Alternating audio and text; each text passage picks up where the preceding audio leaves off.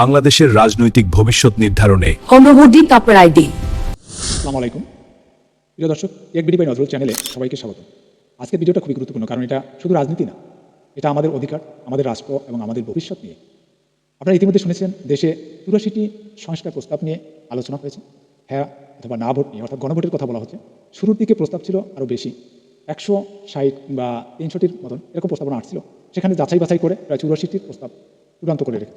কিন্তু সাধারণ মানুষের জন্য এই বিষয়গুলো সহজ ভাষায় কোথাও একসাথে বোঝানো হয়নি, কারণ সবগুলো এখনও পর্যন্ত আমরা সংবাদ মাধ্যমেও পাইনি। কিন্তু মূল যে বিষয়, গুরুত্বপূর্ণ যে টপিকগুলো, গুরুত্বপূর্ণ বিষয়গুলো, সেগুলো কিন্তু অবশ্যই সংবাদ মাধ্যমে আসছে। তাতে বোঝা যায় যে এখান থেকেই আমরা বুঝতে পারবো যে হ্যাঁ দেবো না ভোট দেবো, কোনটা আমরা দেবো সেটা কিন্তু আমরা এখান থেকে বুঝে নিতে পারবো। তো আজকের এই ভিডিওটা আমরা সংবাদ মাধ্যমে যেসব মূল থিমগুলো বারবার এসেছে সেই বিষয়টা কমপক্ষে গুরুত্বপূর্ণ সহজ ভাষায় আপনাদেরকে বুঝিয়ে বলছি। আপনারা যারা জানেন না, বিশেষ করে এগুলো অবশ্যই জানা সকলের জন্য জরুরি, এবং জানার পরে এই আসন্ন নির্বাচনের সময় গণভোটে আপনারা যুক্ত হয়ে হ্যাঁ অথবা না এই দুটার যে কোনো একটা সিদ্ধান্ত নিতে আপনি বদ্ধপরিকর থাকবেন। প্রতিটা পয়েন্টে বলবো আগে কেমন ছিল, আর হ্যাঁ পাস যদি হয়, অর্থাৎ গণভোটে যদি হ্যাঁ পাস হয়, তাহলে সরকার কী পদক্ষেপ নেবেন, কেমন হতে পারে, সেই বিষয়টা আলোচনা করব। চলুন শুরু করি তাহলে। প্রথমত একটা বিষয় বলবো, সেটা হচ্ছে নাগরিক পরিচয়। আগে আমরা নিজেদেরকে বেশি ভাবতাম বাঙালি জাতিসত্তা হিসেবে, হ্যাঁ পাস হলে রাষ্ট্রীয় পরিচয় হিসেবে বাংলাদেশি শব্দটা আরও বেশি গুরুত্ব পাবে, কারণ আগে আমরা তো বাঙালি জাতি হিসেবে পরিচিত ছিলাম, এখন বিশ্বের কাছে আমরা বাংলাদেশি জাতি হিসেবে পরিচালিত হবে সর্বকর্মক্ষেত্রে।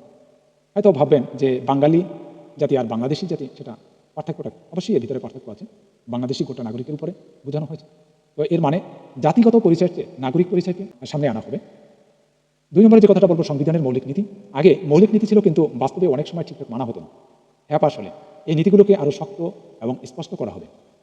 এর ফলে রাষ্ট্র পরিচালনার দিক নির্দেশনা আরও পরিষ্কার হবে। ৩ নম্বরে যে কথাটা বলবো, মৌলিক অধিকার। আগে কাগজে অধিকার থাকলেও বাস্তবে মানুষ অনেক সময় পেত না। হ্যাঁ পাস হলে নাগরিক অধিকারকে আরও শক্ত আইনি সুরক্ষা দেওয়া হবে।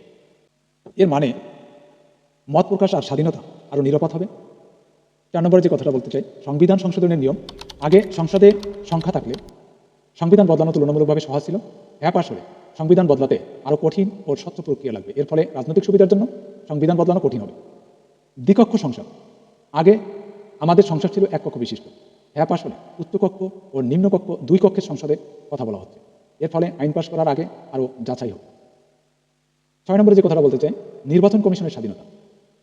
আগে নির্বাচন কমিশন নিয়ে রাজনৈতিক প্রভাবের অভিযোগ ছিল, হ্যাঁ পাস হলে বিশেষ করে কমিশনকে আরও স্বাধীন ও শক্তিশালী করার কথা বলা হচ্ছে। এর ফলে নির্বাচনের উপর মানুষের আস্থা বাড়তে পারে। নির্বাচন প্রক্রিয়া স্বচ্ছ, ভোট নিয়ে বিতর্ক আর অভিযোগ ছিল নিয়মিত, হ্যাঁ পাস হলে ভোট প্রক্রিয়া নজরদারি ও স্বচ্ছতা বাড়বে। ভোটার তালিকা ও ভোট ব্যবস্থা।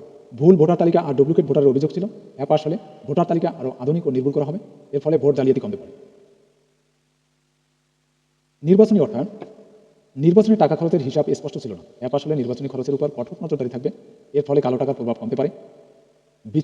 বিচার বিভাগের স্বাধীনতা। আগে বিচার বিভাগের নিয়ে হস্তক্ষেপের অভিযোগ শোনা যেত, হ্যাঁ পাস হলে বিচার বিভাগকে আরও স্বাধীন করার কথা বলা হচ্ছে। এর ফলে ন্যায় বিচার পাওয়ার আশা বাড়তে পারে। বিচারক নিয়োগ পদ্ধতি। আগে বিচারক নিয়োগ নিয়ে বিতর্ক থাকতো, কিন্তু হ্যাঁ পাস হলে নিয়োগ প্রক্রিয়া আরও স্বচ্ছ ও নিয়ম ভিত্তিক হবে। এর ফলে যোগ্য লোক বিচারক হিসেবে সম্ভাবনা বাড়বে।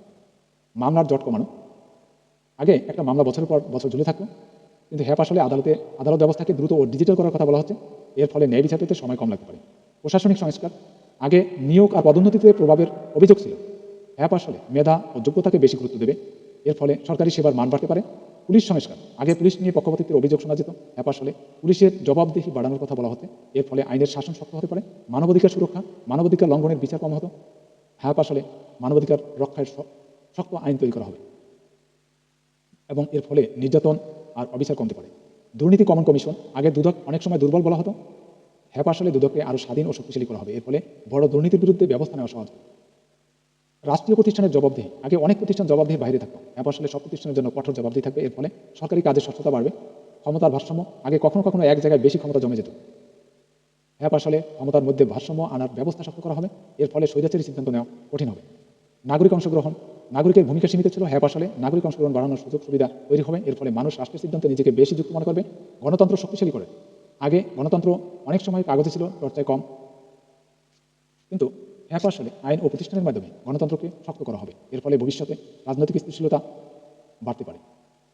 তো এই ছিল মোটামুটি বেশ এই ৮৪টির মধ্যে সবথেকে গুরুত্বপূর্ণ পয়েন্টগুলো, থিমগুলো যা সহজভাবে আপনাদেরকে বললাম। তো দেখা যায় মনে রাখবেন এগুলো এখনো প্রস্তাব, হ্যাঁ বা না, যেটাই হোক সবচেয়ে জরুরি হলো আপনি জেনে বুঝে সিদ্ধান্ত নেন। আপনার ভোট, আপনার ভবিষ্যৎ, আপনার দেশ। নজরুল এই চ্যানেলটি সাবস্ক্রাইব করতে ভুলবেন না। ইনশাল্লাহ কথা হবে পরবর্তী ভিডিওতে। সবাই ভালো থাকবেন, সুস্থ থাকবেন, আল্লাহ হাফেজ।